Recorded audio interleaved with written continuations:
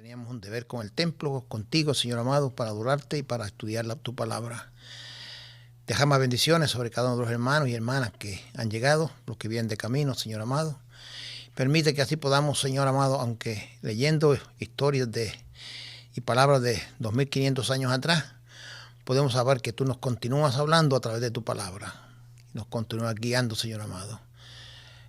Prepara nuestros corazones, nuestras mentes y así permite que podamos adorarte en espíritu y en verdad. En el nombre de Jesús oramos y te damos gracias. Amén. Se le ha entregado primeramente un documento escrito a mano que dice primera parte, capítulo 7 de Daniel, primera parte. Y hay un segundo documento que se le va a entregar que va a decir segunda parte, Daniel capítulo 7. Estamos en transición, todavía tenemos que recordar algunas cosas de las que ya leímos y oímos. Y seguimos en el capítulo 7, primera parte de Daniel, ¿ok? Traigo aquí una nota escrita, la cual se la voy a leer. Dice, nota sobre Daniel como libro bíblico. Cuando leemos y estudiamos el libro de Daniel y otros libros proféticos, nos parece que creemos que estamos estudiando historia universal. Y es verdad.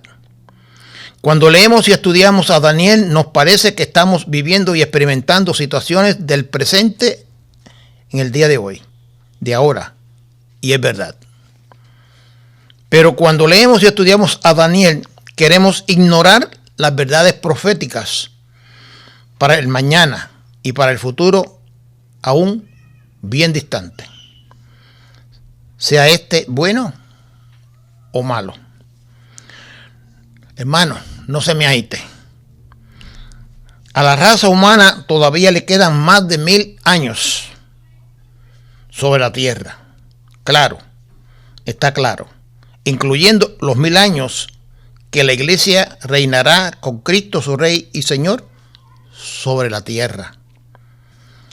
Daniel es el libro apropiado a leer para mantener la esperanza viva de que habrá un futuro mejor, cuando haya la separación de los redimidos de Jehová, de aquellos que destruyen la creación de Dios. De esto no le he dado copia todavía. No tienen copia, pero se los quería leer por adelantado. Okay. Quiero preguntar, ¿quién recuerda brevemente la visión que tuvo Nabucodonosor, que estudiamos en el capítulo 2? ¿Qué datos ustedes recuerdan de aquello? ¿Alguno? Bueno, que ni él se acordaba de lo que soñó. A él se lo olvidó, ¿verdad? Pero Daniel no lo recordó. Nos trajo para atrás, ¿verdad?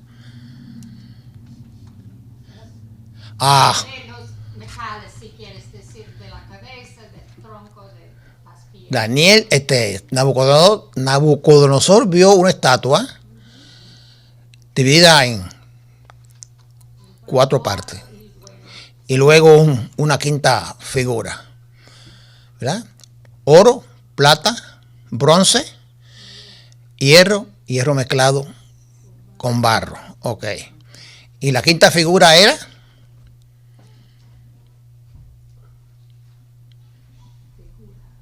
verso 44. Verso 44 del capítulo 2.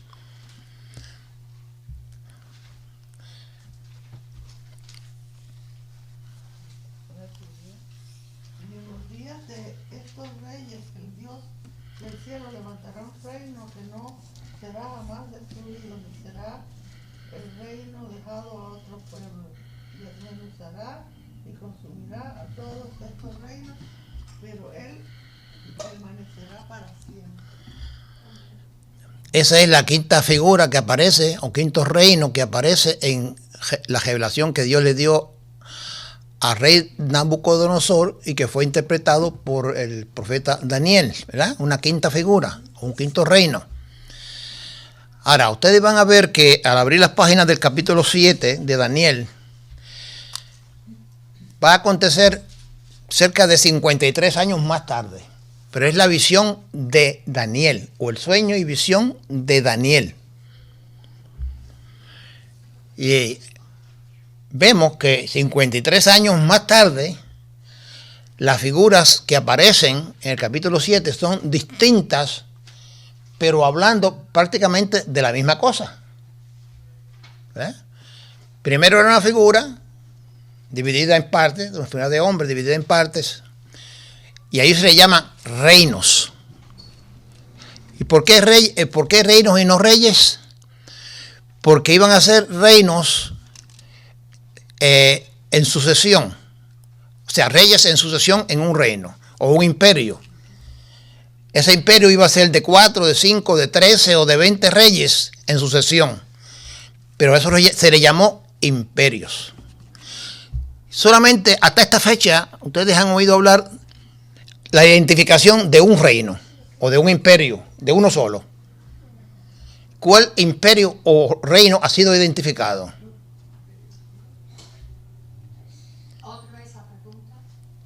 La pregunta es, está hablando de 4 imperios o reinos más un quinto.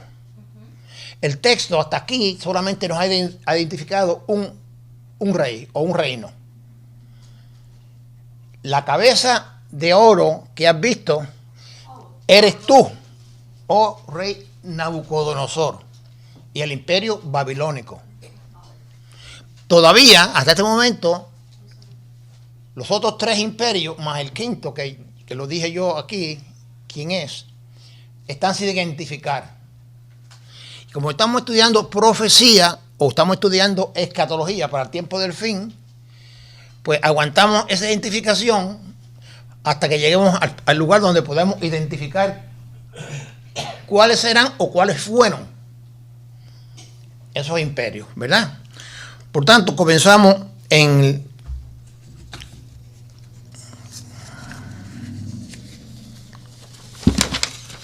sí, las hojas que ustedes tienen ahí. Espérese.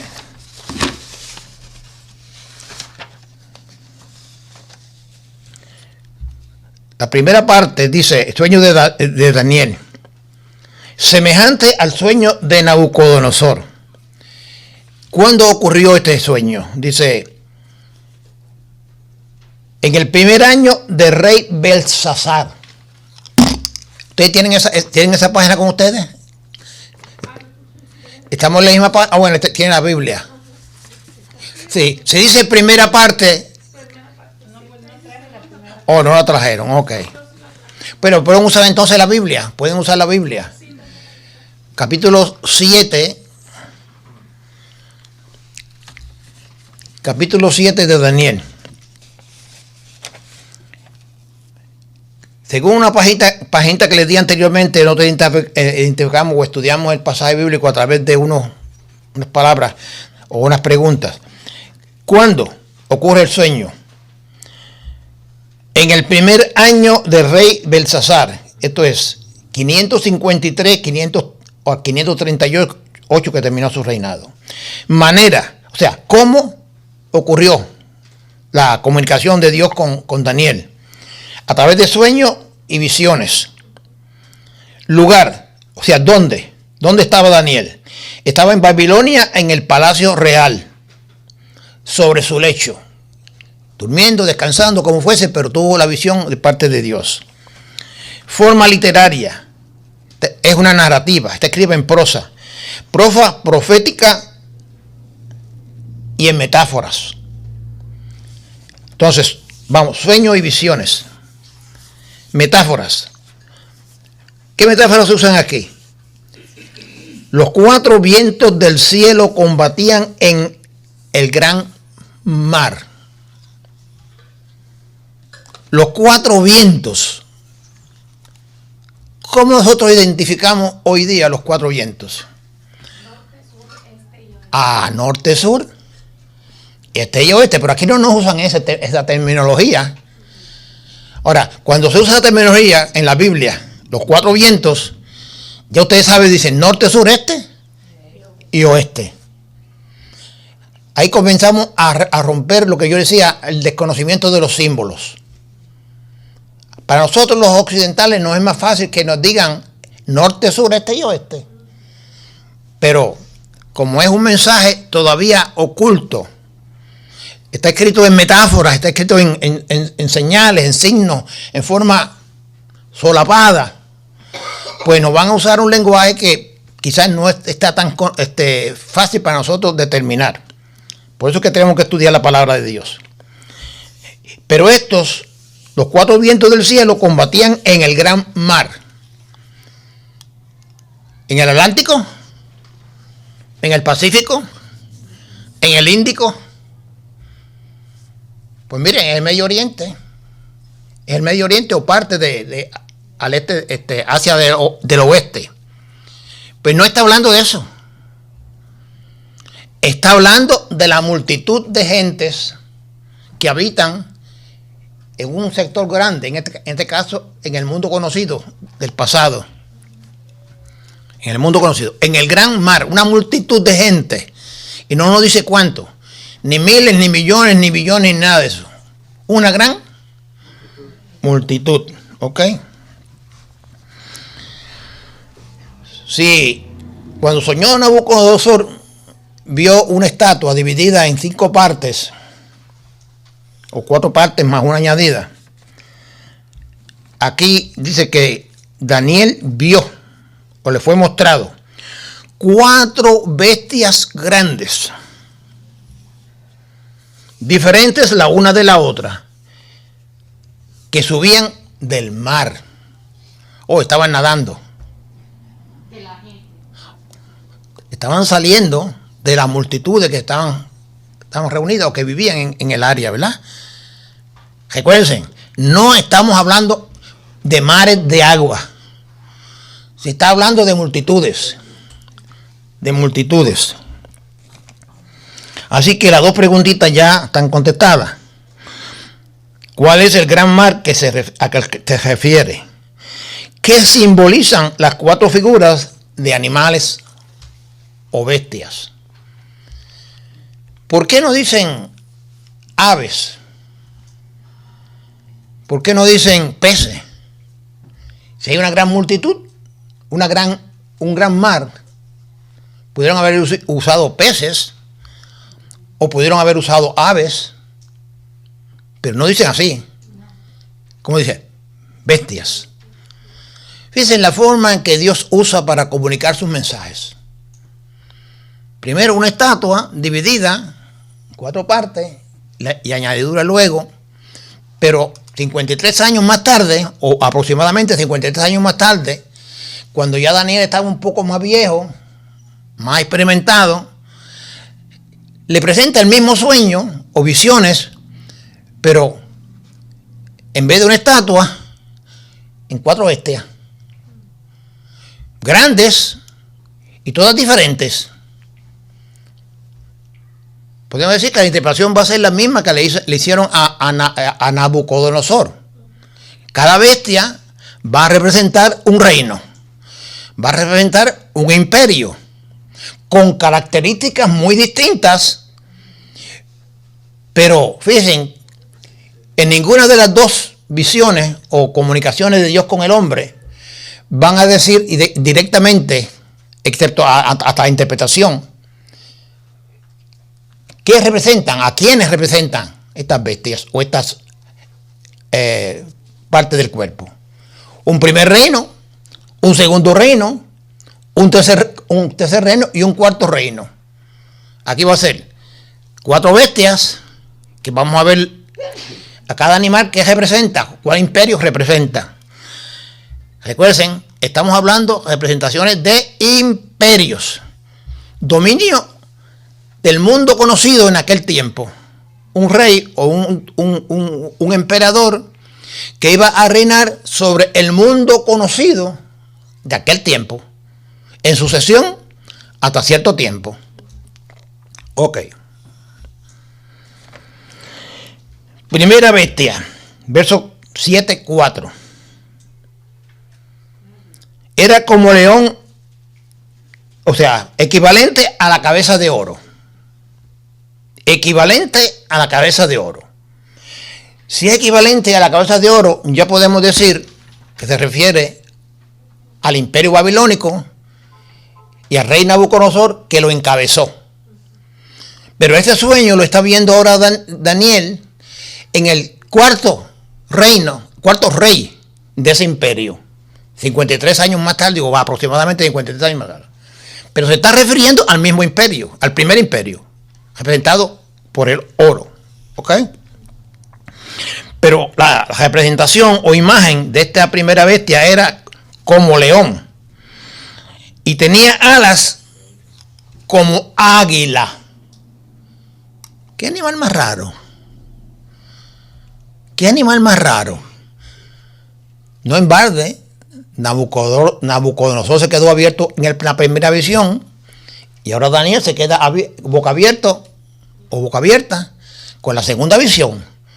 ¿El león o es águila o qué es? Es una bestia, eso sí, es una bestia. Y ahí es león. En ese caso, ¿cuál sería la representación de Estados Unidos? El águila. Trasladándolo para lo que conocemos, ¿verdad?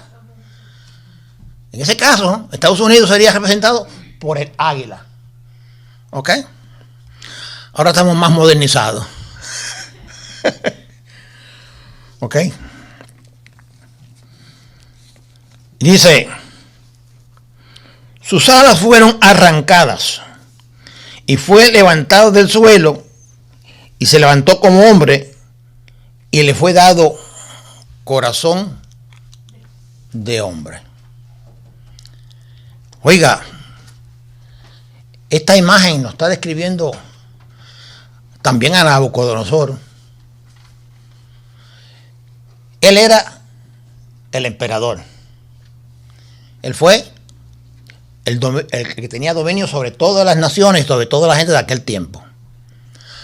Pero esta gran Babilonia que yo he edificado, mírenla, esta gran Babilonia que yo he edificado, aquellos jardines, sí, los mandó diseñar y los hicieron. Y toda la grandeza de Babilonia fue bajo su mando.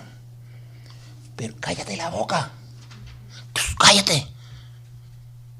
Y Nabucodonosor cometió ese gran error de vanagloriarse. No le había dado gloria al Dios del cielo. ¿Verdad? ¿Qué pasó? Pues aquí dice,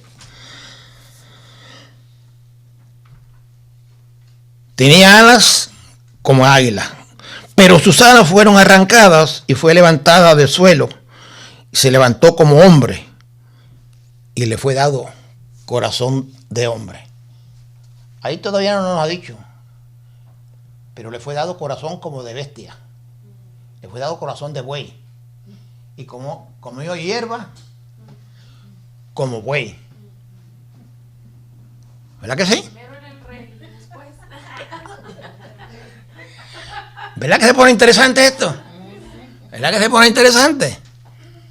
En otras palabras, entre paréntesis, miren lo que está pasando entre Rusia y Ucrania. ¿De quién es Ucrania? ¿De quién es Rusia? ¿De quién es Europa?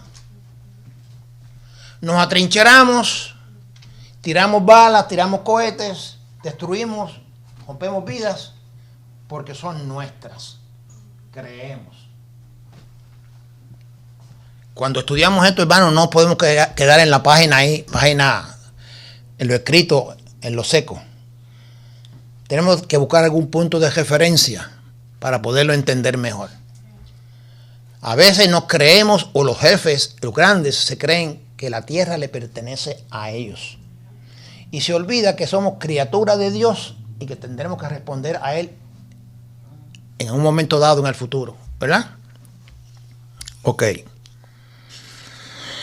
Así que la primera bestia de Daniel es una representación directa del imperio babilónico y del rey Nabucodonosor. Segunda bestia, versos 7, 5. Equivalente a hombros y pecho. Reino de plata. Degradado. Un poco menor que el primer reino. Era semejante a un oso. ¿Qué nación hoy día es representada por un oso? Rusia. Oh, todavía existe. Rusia está representada por un oso, de acuerdo a los cánones y criterios de la civilización. Vamos a ponerlo de esa manera. Ok.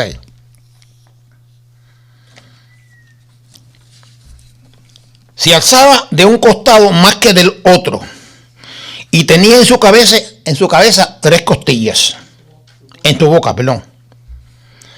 Tenía en su boca 3 costillas entre los dientes, y le fue dicho así: levántate, devora mucha carne.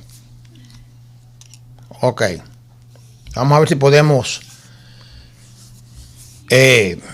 Yo sé que hay muchos hermanos que han leído esto muchas veces y que ya tienen conocimiento de la representación de esto, de los imperios. Porque estos imperios comenzaron a cumplirse, la profecía empezó a cumplirse con Nabucodonosor. Y tardó cerca de 600 años en realizarse lo de la cuarta bestia. O sea que hubo 600 años de transición aproximadamente desde Nabucodonosor hasta que llegó la cuarta bestia. Todavía no hemos dicho cuál es la cuarta bestia. ¿Ok? Pues era semejante a un oso, se alzaba de un costado más que del otro. Ok. La visión que tuvo Nabucodonosor se identificó en términos de quién sucedió a Babilonia. Persia y Media. Persia era la parte grande y Media la parte pequeña del imperio que surgió, del imperio de Nabucodonosor. Llevaba 3 costillas en su boca, entre sus dientes. ¿Qué representan estas 3 costillas? Y qué importante es para nosotros conocer la nomenclatura de los símbolos. Recuérdense, Babilonia fue dueña y señora. Nabucodonosor fue dueño y señor del imperio. Pero ahora el imperio babilónico va a pasar, según la visión de Daniel, para ser un segundo imperio. Hemos mencionado dos partes de ese imperio: Media y Persia. Media y Persia. Eso representan 2 costillas. ¿Y cuál es la tercera costilla? Naturalmente, yo estoy diciendo esto, ustedes creen que estoy equivocado, pueden argumentar. Ok, pueden argumentar. El imperio medo-persa va a absorber, de acuerdo a la profecía de Daniel, o la visión que será Daniel, el imperio medo-persa va a absorber a Babilonia. Babilonia va a dejar de existir. Recuerden que estamos todavía como a 20 años o 20 y pico de años a distancia de cumplirse la primera visión con relación al reino de Babilonia. Por tanto, ya está diciendo Jehová Dios a Daniel: mira, el primer reino o el primer imperio va a ser absorbido por el segundo imperio. Ok. Sí, entonces entendemos, ¿verdad?, que cada una de las costillas sí es un imperio, que la bestia, Sí. representada por el oso, lo tienen los hijos. O sea, proféticamente ya las tiene, pero la profecía es que los va a tener. Sí. Debemos usar el lenguaje de acuerdo como cae en presente, pasado o futuro, ¿verdad? O sea, Babilonia y Nabucodonosor lo roparon todo. Todo pertenecía a Nabucodonosor y al imperio. Pero el segundo imperio va a ser más débil o menos fuerte que el primero, ¿verdad? Por tanto, Medo-Persa, el imperio Medo-Persa, el segundo imperio, el oso es verdad, sí, va a absorber a Babilonia y entonces aparece con 3 costillas en su boca. Y el mensaje que tiene es, mire, ustedes ahora son el imperio, coman mucha carne, hagan lo mismo que hizo Nabucodonosor como emperador, dominen, pero la advertencia que podemos decir es, pero no se olviden de que si lo hacen malo, habrá castigo. No se olviden, Nabucodonosor comió hierba como el buey. Nabucodonosor comió hierba como el buey. Y si ustedes hacen lo mismo que hizo Nabucodonosor, le tocará la misma suerte. Miren, hermanos, han pasado cerca de 2600 años. ¿Hemos aprendido algo o bastante sobre esto? Sí, no. Sí, no. Aquí. Hermanos, cuando yo leo estos pasajes bíblicos, realmente examino lo que hay en la sociedad. Examino lo que hay en la sociedad. 2600 años de advertencia sobre las naciones, sobre Israel, sobre Judá, sobre cada pueblo. Y volvemos a repetir los mismos errores. Volvemos a repetir los mismos errores. Tercera bestia. Versos 7-6. Esta será semejante a un leopardo, con 4 alas de ave en sus espaldas. Tenía también 4 cabezas y le fue dado dominio.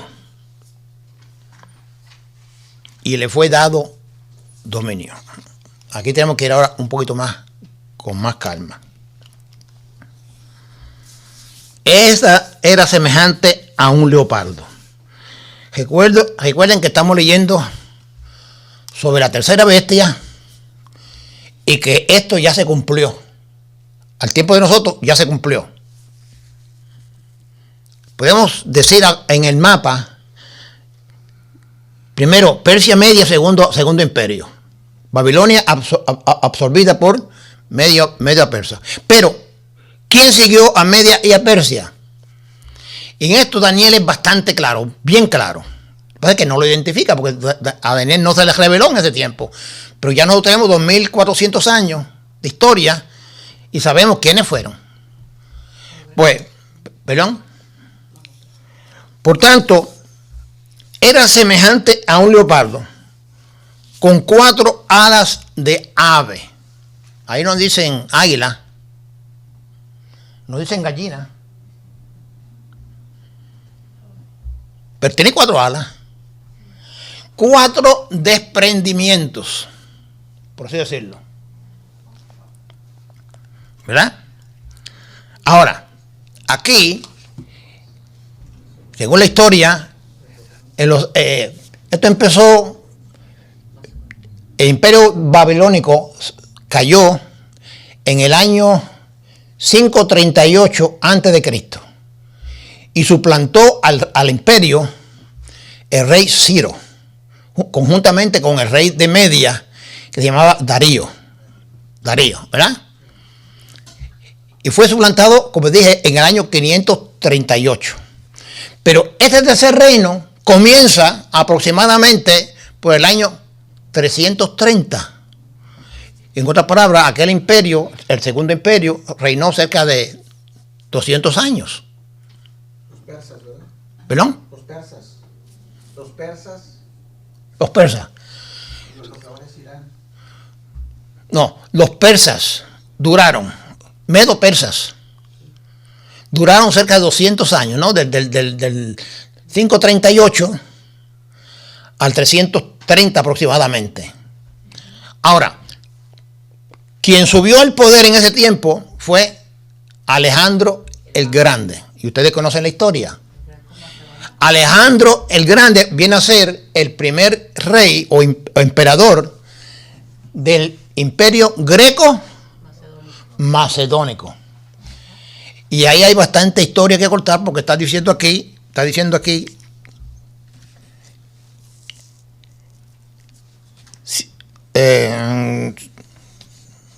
tenía 4 alas en su espalda, tenía también 4 cabezas y le fue dado dominio. El emperador fuerte fue Alejandro el Grande o Alejandro Magno.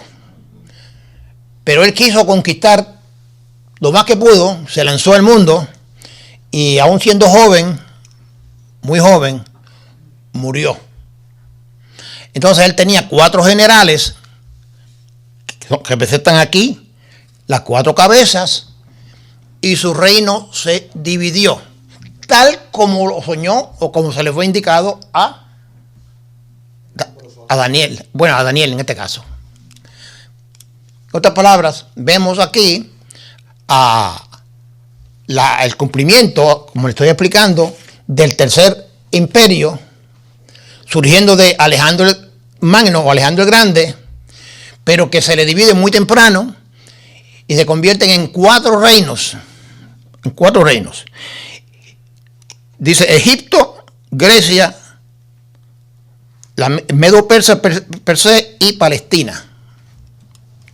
Ahí es donde tenemos que entonces entrar un poquito, especialmente en esta última división.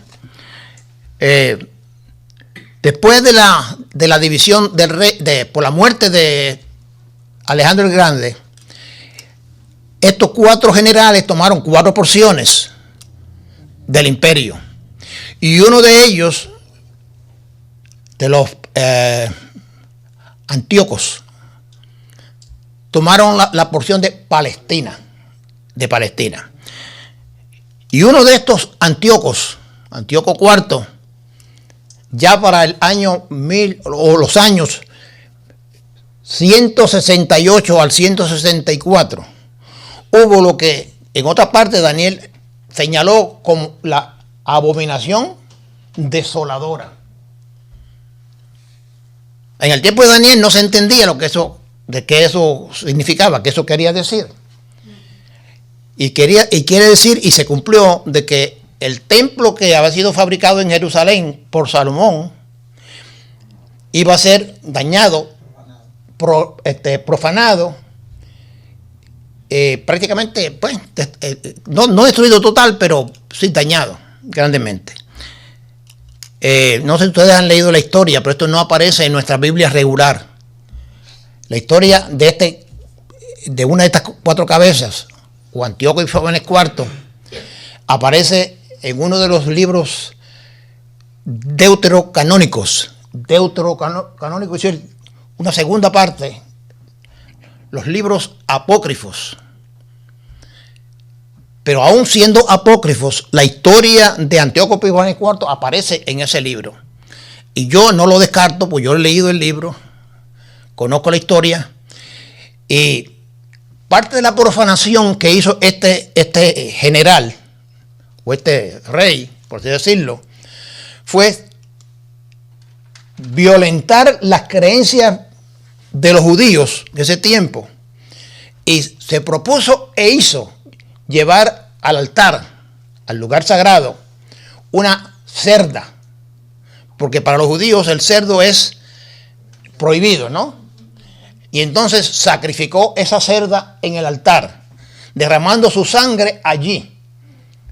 Eso creó tal cólera, tal indignación en unos hermanos macabeos, los hermanos macabeos, tal Judas y otros, que ellos se levantaron en armas, atacaron al pueblo de Antíoco Epífanes IV, y por 3 o 4 años estuvieron luchando hasta que pudieron liberar el templo. Otra historia que está incluida en esa parte es, según la ley de Moisés, era imperativo que en el templo hubiese aceite para mantener las lámparas siempre encendidas. Siempre encendidas. Por lo menos entiendo que durante la noche. No sé si todas las 24 horas, pero por lo menos todo el tiempo de noche. Dado de la profanación y la abominación espantosa, no hubo tiempo para proveer del aceite y mantener las lámparas encendidas. Pero por la lucha de los macabeos, entiendo yo, que Dios hizo un milagro. No solamente la lucha, sino las oraciones, la dedicación. Dios hizo un milagro. Y mantuvo las lámparas, los candeleros prendidos por 8 días sin haber aceite. Igualito que con la viuda, ¿verdad? De Sarepta, igualito. Hay historias que la gente común lee y no las cree porque no las puede entender. No reconociendo o no queriendo reconocer que nuestro Dios al que adoramos es un Dios todopoderoso. Y aún a algunos hermanos de la iglesia se nos olvida que Dios sigue siendo todopoderoso. De ahí surge entonces una octava fiesta que celebran los judíos. Ustedes que en el Levítico hay 7 fiestas, o 6 fiestas, algo así. Pero surge una próxima fiesta, que es la fiesta de Hanukkah. No es una fiesta cristiana, y aun cuando los cristianos quejamos celebrarla, no es nuestra, porque la experiencia no fue nuestra. Ahora sí podemos celebrarla en términos de dándole gloria a Dios por la grandeza que Él muestra en su gracia y amor hacia los hombres y mujeres que somos pecadores. En ese aspecto sí. Pero la fiesta de Hanukkah es exclusivamente judía. ¿Se celebra en diciembre? ¿Perdón? ¿Se celebra en diciembre? Se celebra en diciembre. Ahora que usted hace la pregunta. Se cree, se dice, he leído literatura donde dice que precisamente por eso es que se dice que Jesús es luz. Porque Jesús nació durante la fiesta de Hanukkah. No le puedo decir que eso es absolutamente verdad, pero se lo digo para que si pueden buscar información, la busquen. La lucha que hay dentro del mundo presente de determinar si Jesús nació el 2 de diciembre o el 12 de diciembre o el 24 de diciembre, nosotros no lo vamos a saber desde la perspectiva gentil. No lo vamos a saber desde la perspectiva gentil. Porque eso es un secreto muy guardado por parte de Dios para su pueblo judío. Para su pueblo judío. Ellos la celebran cuando viene Hanukkah. Y para ellos, la fiesta de los macabeos celebran también, sin saberlo, el nacimiento de Jesús.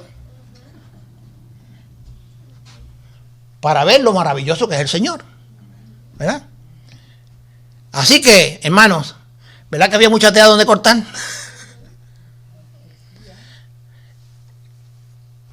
Yo estoy convencido que el problema en cuanto a determinar cuándo nació Jesús es un asunto de calendario. Porque el calendario nuestro, mayormente que usamos, es el gregoriano. Pero los judíos tienen 2 calendarios. Los judíos tienen 2 calendarios. Uno de esos 2 calendarios ubican el día presente en el año 5783. 5883 o 783.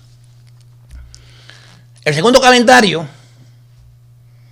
comienza cuando el pueblo de Israel cruza el Mar Rojo y son libres. porque ese día recibieron ellos mandamiento de salir de Egipto y cruzar el Mar Rojo y ampararse en el desierto. 14 del mes primero, Nisan, que es equivalente, más o menos equivalente a primer día de primavera. ¿Y cuál es el primer día de primavera? 21 de marzo. ¿Ve? Nosotros combinamos esos tres calendarios, el gregoriano y el primero de inicio de mundo, por así decirlo, y el segundo, salida de Israel de Egipto. Y los judíos han hecho un montón de alteraciones para poder acomodar los 365 días del año dentro de un calendario de 28 días por mes. El calendario judío no tiene 30 días ni 31 días. Solamente a dos emperadores romanos se le ocurrió robarle un día a febrero y otro día a febrero y hacer a agosto de 31 y a julio de 31. Julio y agosto. Se robaron un día. ¿Ok? Por tanto, si nosotros queremos determinar, si pudiéramos determinar el día exacto del nacimiento de Jesús, tenemos que hacer mucho trabajo de investigación. Porque tenemos que ir a los calendarios judíos a ver cuándo que ellos celebran el Hanukkah, cuándo que ellos celebran esto, cuándo que ellos celebran lo otro, para poder caer a tiempo.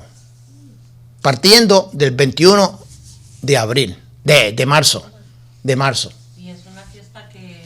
¿Perdón? Ella es una fiesta muy importante para ellos. Es una fiesta tan grande, es una de las celebraciones más grandes. Exacto. 8 días. 8 días. Precisamente porque el día primero es inicio de semana. Sábado no pueden hacer nada, entonces celebran el octavo día, que es cuando realmente se cumplen los 8 días de tener las lámparas encendidas sin aceite. El milagro del aceite. Así que nos dice bastante, ¿verdad? Ahora, los cristianos no debemos estar argumentando en términos de si nació el 2 de diciembre o el 10 de diciembre ellos van a celebrar su fiesta de las luces, que es equivalente a lo que nosotros celebramos la luz, que es Cristo Jesús, en su nacimiento. Pero el Señor no nos ha indicado exactamente qué día nació. Ahora, ellos tienen más claro de que la luz fue bendición de Dios para su pueblo, salvación. Y para nosotros la luz es Cristo y es nuestra salvación. En eso coincidimos. Jesús dijo, yo soy la luz del mundo. Exactamente. Jesús dijo, yo soy la luz del mundo. Y aunque ellos lo nieguen, Jesús es la luz del mundo. El tiempo se ha ido, pero 2 minutos. Ok. La cuarta bestia.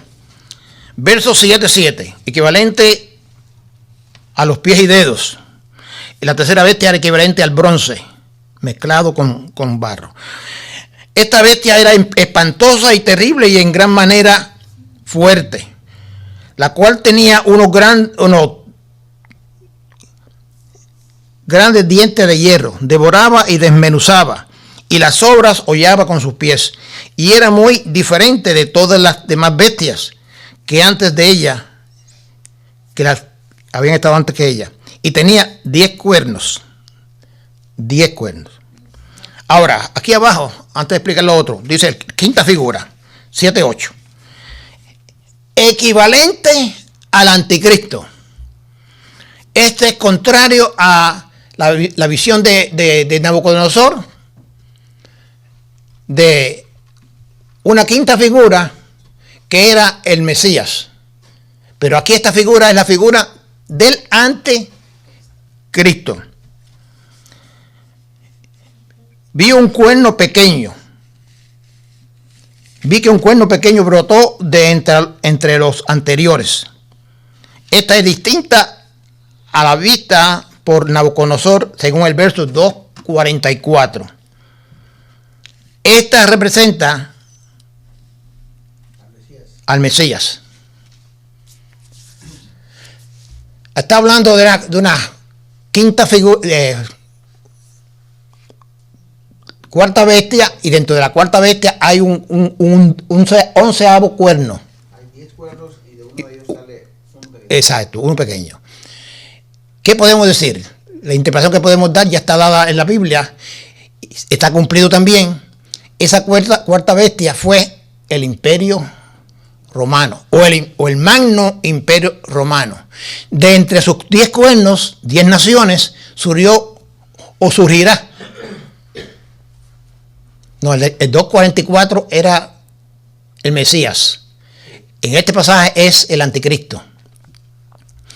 El cuerno pequeño es el anticristo aquí. ¿Ok? En otras palabras, la figura del anticristo no se ha podido, en 2000 años que llevamos del nacimiento e ida de Jesús, no se ha podido identificar claramente quién es. Pero Apocalipsis habla de una cuarta bestia revivida, actuando en el presente de este tiempo. ¿Cuándo? Se presentará claramente y determinaremos quién es el anticristo. Juan habló de habrá muchos anticristos, y vemos que cada generación tiene un posible anticristo o retador de Jesús, que es el Cristo. Hasta este momento esa figura no se ha vislumbrado claramente, definitivamente, ¿verdad? Y es donde podemos decir que de acuerdo al sueño de Daniel en este momento, la profecía de Daniel del capítulo 7, o la visión revelada a Daniel en el capítulo 7, todavía sigue vigente. Todavía sigue vigente. Por cumplirse. ¿Perdón? Por cumplirse. Por eso, sigue vigente porque no se ha cumplido. Sigue vigente porque no se ha cumplido. Y esperamos que en un futuro cercano o distante se cumpla. Pero las otras 4 bestias se cumplió al pie de la letra. La quinta figura que apareció en el sueño de Nabucodonosor se cumplió. Nació Jesús, que era el Mesías, y estableció su reino. Pilato le preguntó a Jesús: ¿eres tú rey? Tú lo dices, o tú lo has dicho. Yo soy rey. Y Jesús nunca se ha retirado de su reinado. Antes bien fue tomado arriba y regresará como rey de reyes y señor de señores. Así que vamos a quedar aquí. Le di otra hojita, no, está acá, para que sigan leyendo la segunda parte de este capítulo 7. Espero que haya quedado tan claro como el fango. Digo usted. No se olviden de leer la hojita que le entregué. Ya es una visión mía más bien.